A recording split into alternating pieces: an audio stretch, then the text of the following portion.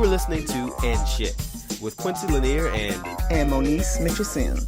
Two best friends talking about whatever.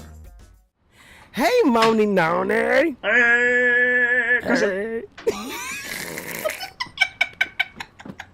Oh my gosh, we are stupid. You know, I try my best. How you doing today?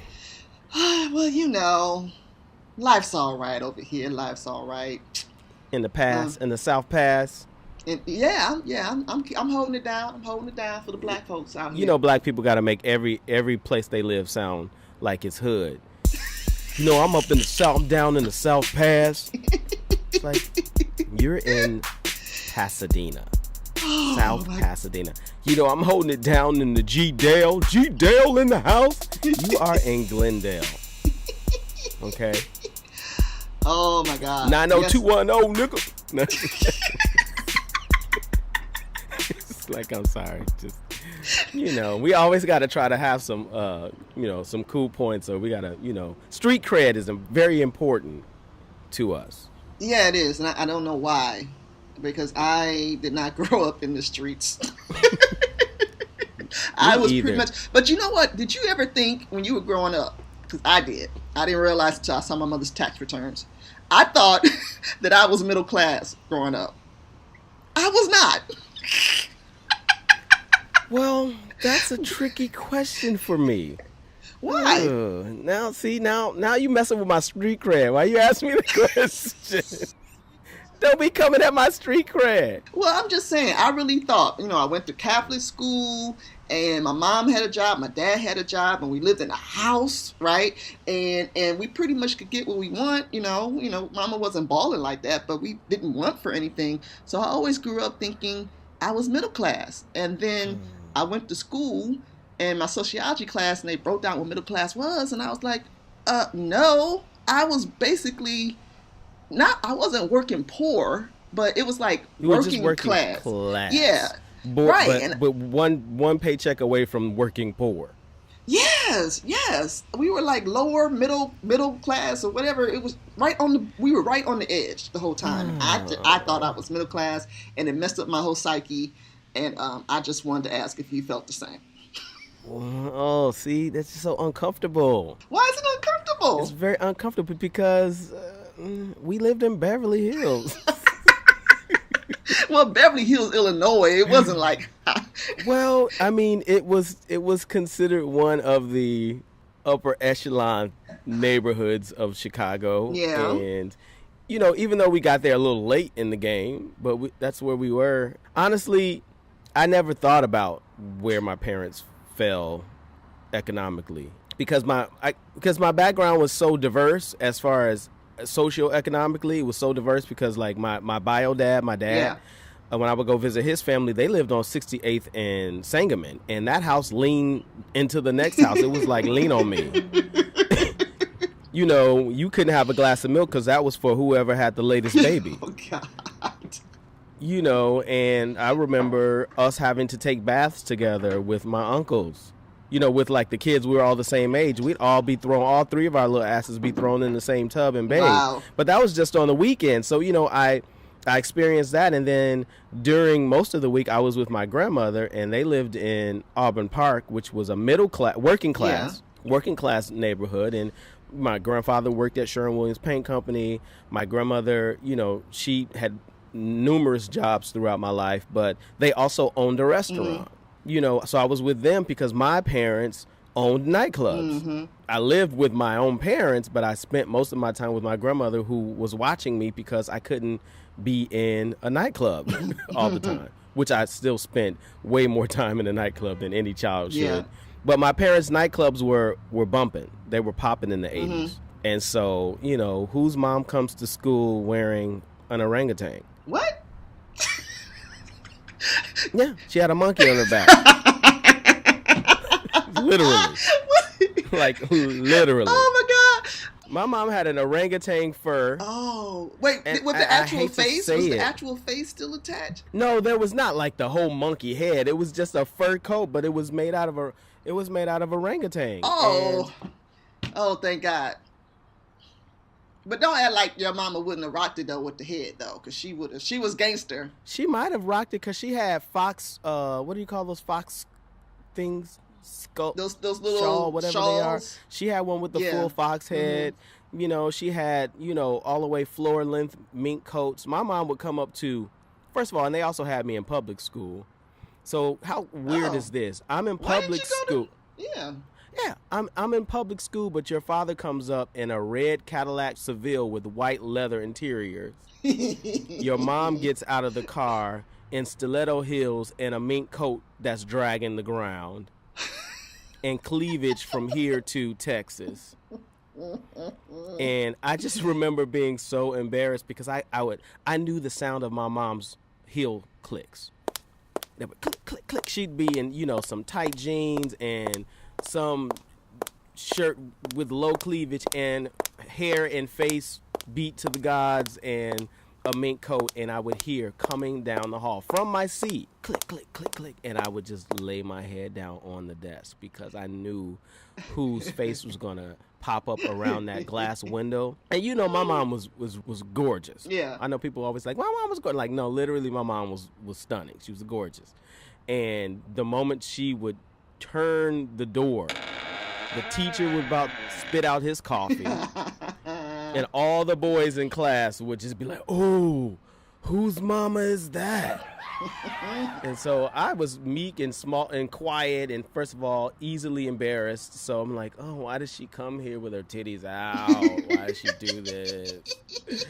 Why does my mama come looking like that? And then the kids were like, ooh, I'm not going to say it because it makes me sick to even say it. But, ooh, I'm going to do this and do that to your mama. And then that would cause fights because now I want to fight you. With your little ass. Yeah, because you inappropriately talking about my mom. So I really would have preferred that my mom never came to visit my schools. Well, at least she was involved. She was involved, but then she was actually there, like, trying to poach customers because I look up and my teachers would be down at the club. What the fuck is my science teacher doing at the club? Drunk. That's embarrassing because, there's a separation of, it's like a separation of church and state. There's a separation of your real life and school life. You don't expect to see your teachers in a light outside of them being your teachers. Yeah. Especially not in an environment that there is revelry and drinking. So, yeah. But just speaking of, like, money, my parents made a lot of money. So you were a poor little rich boy, basically. Yes, exactly. That's a perfect example, poor little rich boy. And I would be teased because of it. And the reason I was teased because most of the kids were all about, what the latest fashion was.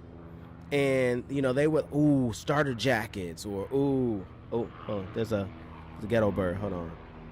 Let this ghetto bird pass.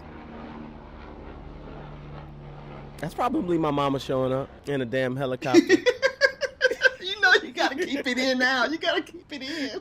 So the kids, the fashion of the day was, whatever it was. I didn't wear that. Well, not because your mama couldn't afford it. You were just doing your own thing. I was wearing Izod in London Fall. Oh God. I'm surprised you made it out of school without being... Exactly. But the thing is, the kids didn't recognize the cost of an Izod sweater or the cost of a London Fall trench coat or the cost of whatever shoes I was wearing. Like, my clothes were really expensive, but they were not common kid clothes. No, you were dressing like a 30-year-old man in elementary school. Exactly. So imagine the teasing that I endured because my mom shopped at, she shopped downtown at the Water Tower. Everybody else was at Evergreen Plaza. Not saying my mom, she's from Inglewood, so she came up on some money. So she was nouveau riche. And trust me, she liked to sell too. So if, there was a sale at the Evergreen Plaza, we were right there. But, everybody else was getting their shoes somewhere, and I was at Buster Brown's. Oh, Buster Brown. Do you remember Buster Brown? Oh, my God. My mom is so mad at us to this day.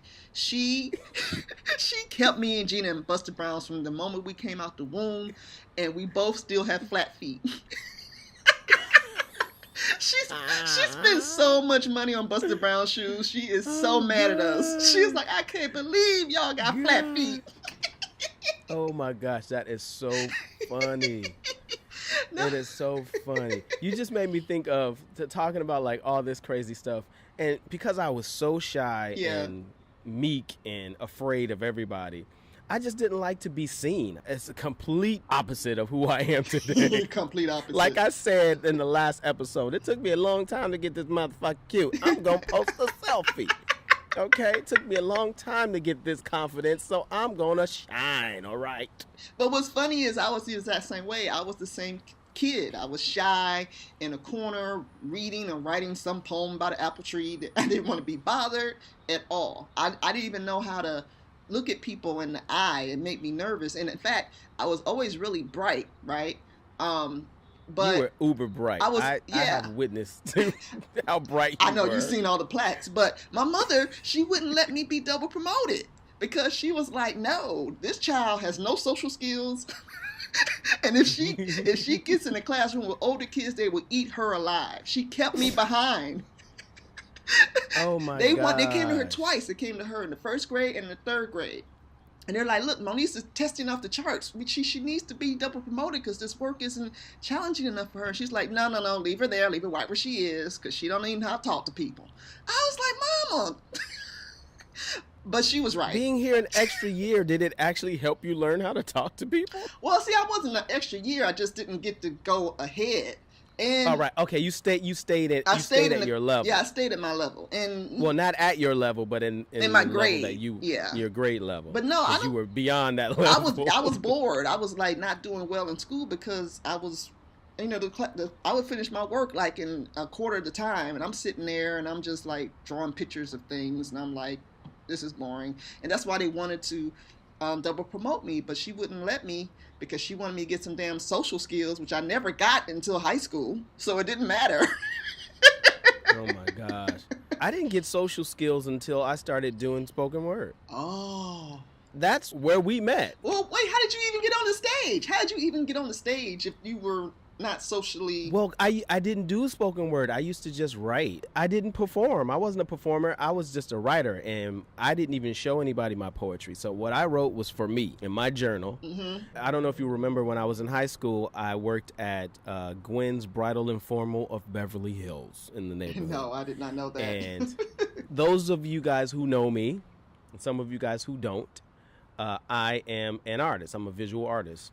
That's all I did when I was younger, was draw, and writing for me was my own private thing. The only thing that people knew that I could do was draw. They didn't know I could do anything else because I was that shy. And so I had got a part-time job at the bridal shop that married my uncle. I was a sketch artist for them. So girls would come in and be like, oh, and I had a dream about my prom dress, and my prom dress, it had ruffles up here, and then it was real long down here. It had a split on the side, and then it had a trail, a train that went out here, and it had flowers on it. So I was like a police sketch artist, but for some girls' dreams from the hood. So that was my little part-time job, and the owner's son happened to be the famous Grammy Award-winning avant-garde jazz musician Kahil El-Zabar. Mm-hmm. They took a liking to me because I was this artist. His mom saw a lot in me that reminded her of her sons who were all artists, and she kept saying, I want you to meet my son Kahil. And one day, I think during my break, she saw me writing, and she was like, what are you writing? And I was like, oh, I'm writing a poem. She's like, oh, you write poetry? And I was like, yeah. And she's like, well, you got to let me read some. And I didn't know how to say no because I really didn't want people reading my shit. So I was like, okay. And I let her read some of my poetry. And she was like, you got to meet my son. He's also a poet because Kahil was a spoken word art. Kahil's just an all-around artist, but he's known for his jazz music. And so I was like, oh, cool. So finally I met Kahil. He happened to come into the shop, and she was like, this is the young kid that I told you about. He lives in the neighborhood, and he's a brilliant artist, and he reminds me so much of you. And Kahil's just so cool. He immediately took me under his wings, and he read some of my poems. And he's like a cool cat. He's like, he old avant-garde jazz. He's Quincy Jones back in the day. Brother. That's Kahil. So Kahil was like, man, man, cat, kid, you gotta be heard, kid. I want you to come down to this spot. It's called Spices. My friends, it's Luther, right? It was Luther that owned it. Yeah, my friend Luther, you need to be heard, young man. You got to get down there and be heard. So I was like, oh, huh? People read their poetry? First of all, I was so sheltered. I didn't know there was a such thing as a poetry reading, and I definitely didn't know that there was a such thing as spoken word. Like, what is that? Yeah, I don't know if I knew either. Yeah, I know people wrote poetry because we recited it and read poetry in school. But I didn't know, like, it was a performance art. I didn't know it was an art form.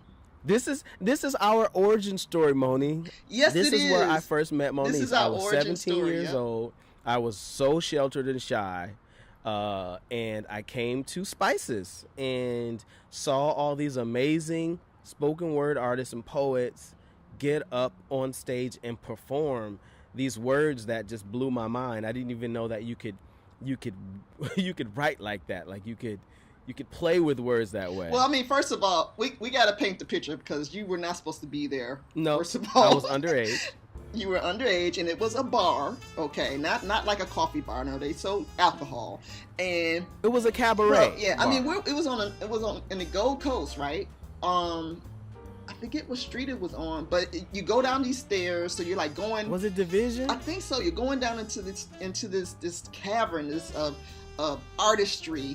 And it's dark, and jazz music is playing, and then you go down the stairs, and you round the corner, and then you see this little tiny stage, and it wasn't that big of a place, but it was always packed with people.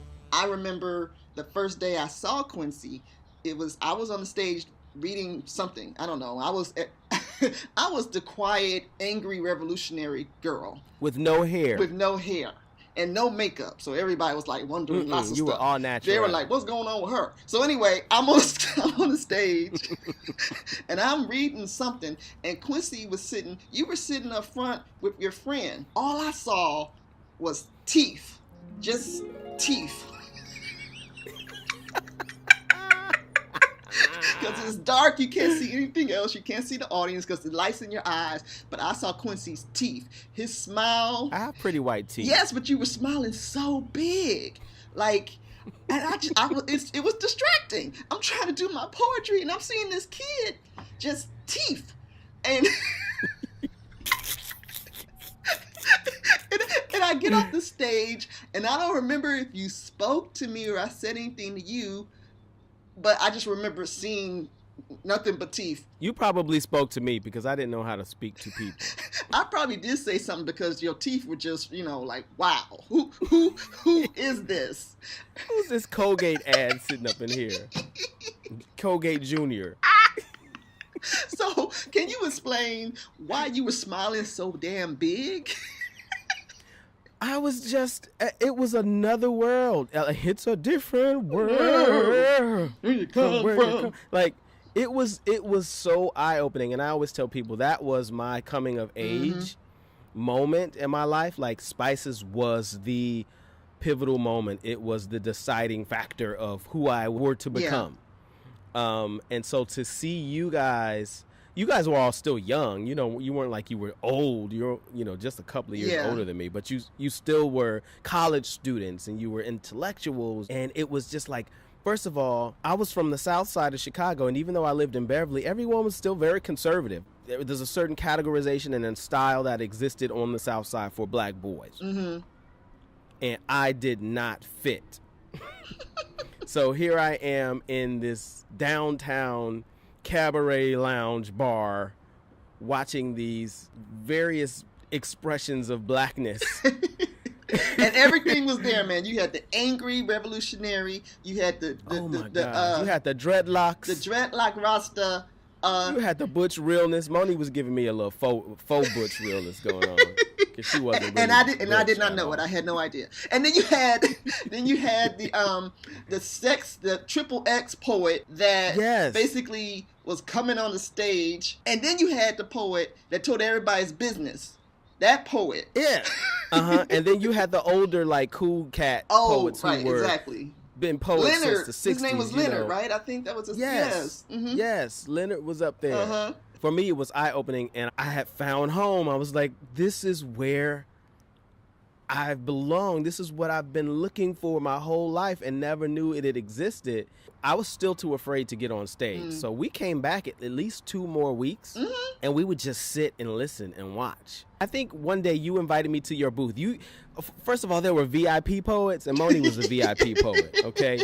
So if you imagine this cabaret, there are these nice plush booths on each wall on the sides. And then the middle of the room are tables. Right. So most people come and they find a table, and sometimes it's so crowded you're all the way in the back of the place. Right. But the VIP poets all had their booths, and Monie's booth was stage left.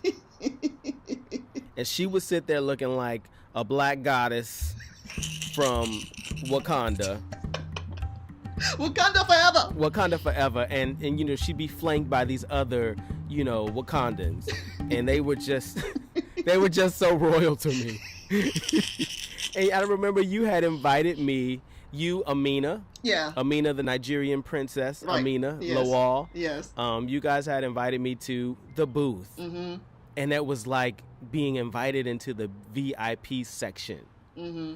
And they sat there and they asked me a bunch of questions like, what do you write? And I was like, yeah. And I used to carry my little book with me. And I let you guys read some of my stuff. Mm-hmm. And you were like, you need to get up there and read. And then Maria McCrae, who was the host, Mama Maria, yes. Maria I had also let her read one of my pieces. And she was like, you got to get up there and read. And I was like, I will. So I would never sign up. Mm-hmm. I would not sign up. I was too shy to do it. And then I remember that one day I was there and I sat towards the back because I got there a little late. So I got a back seat. So me and Andrea, we're in the back. Mm-hmm. And I kind of like it because it's out of the limelight. Nobody's looking at me. I can sit back and observe. And Maria got up and she said, and I want to introduce a new poet. I met this young man a few weeks ago. She had this whole spiel. And I didn't know she was talking about me because I didn't sign up. My name was not on that damn list. And she called my name. I thought I was going to just release every liquid known to man that the body can hold. And you guys all turned around and everybody started yelling, virgin, virgin, which just made matters worse because now you got a whole crowd of people calling you a virgin. Right. So I do have fight or flight instincts, and it was nowhere for me to run. So it was like, I just had to get up. Mm-hmm. I think the very first poem I read was Dinners in the Refrigerator with Carnation. I was going to say, yes, and that was your signature piece. That was my very first piece, and that piece was about mourning the loss of my stepdad. Mm-hmm. And so I got up there, and what helped me was the fact that I didn't know that once you're on stage, you can't see shit. Mm-hmm. Because that light is blinding. So bright as hell. The whole crowd disappeared, and that really gave me a sense of being alone and able to do it. And I do remember being really nervous and voice trembling, but I got through that poem. And when I got through the poem, it was silence. And I just thought, oh my gosh, they hated it. Right. And when I stepped down off the stage, my eyes adjusted to the room and I could see everybody was crying. Yeah. And people just got up and started hugging me. And I was like, what is going on? What is this? This was so weird.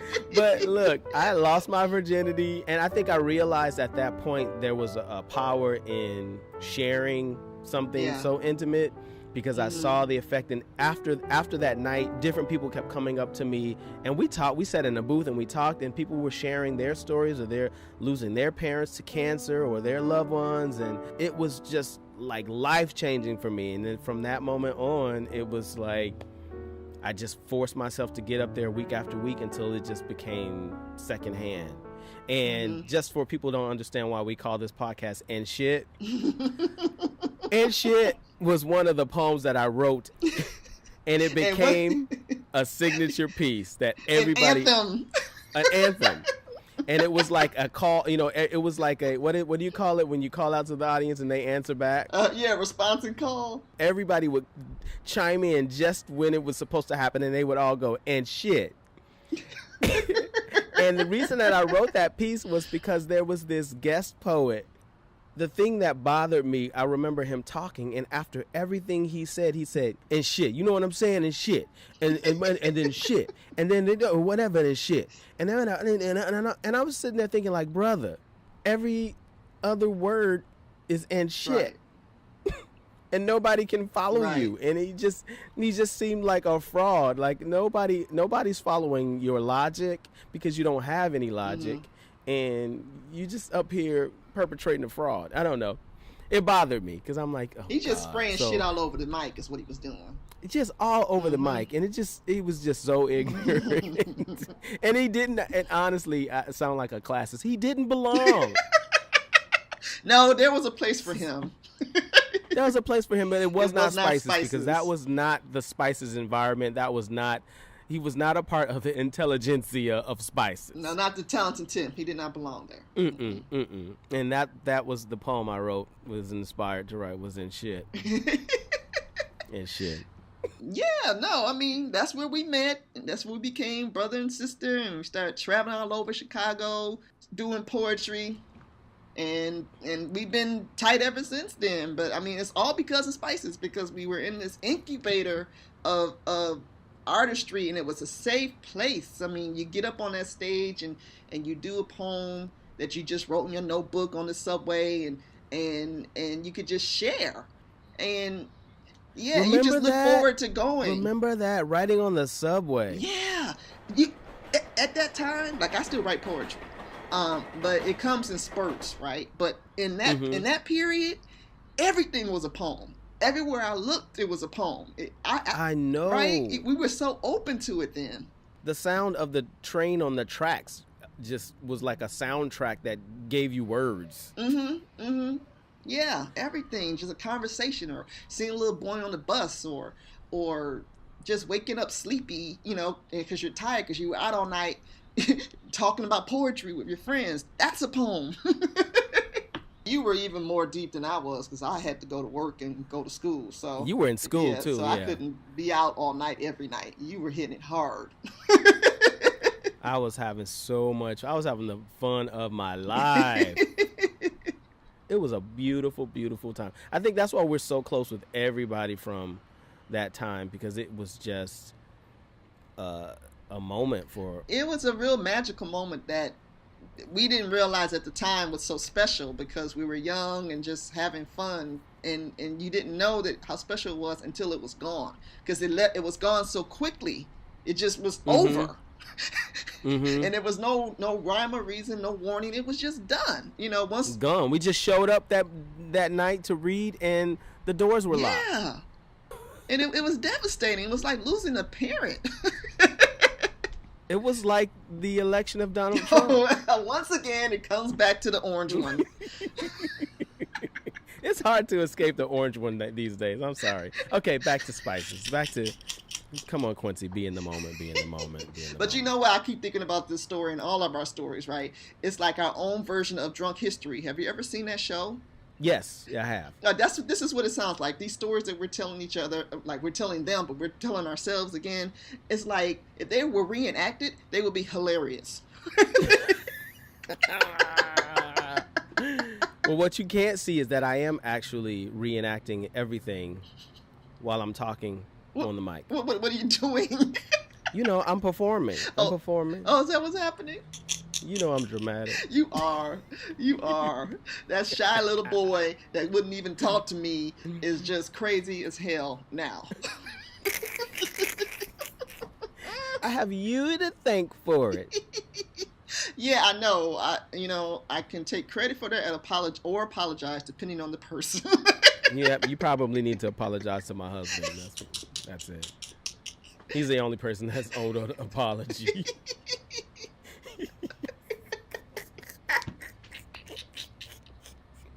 So we got to read a poem on this thing now that we're talking about this, but I'm not near any poetry. Me neither. We're going to have to come back for that. And then we're going to come back to that. We have to invite our friends on, too, so they can do some poetry. So they can... Yeah. So people can good really cliffhanger. Experience. Yes. Good cliffhanger. Come back to the next episode of And Shit with Q and Monie if you want to hear us read poetry. Yeah. Yeah. How you like that? I like it. That's a good way. How you like me now? How you like me now? How you like me now? How you like me now? I think that this episode should end with a song about friendship.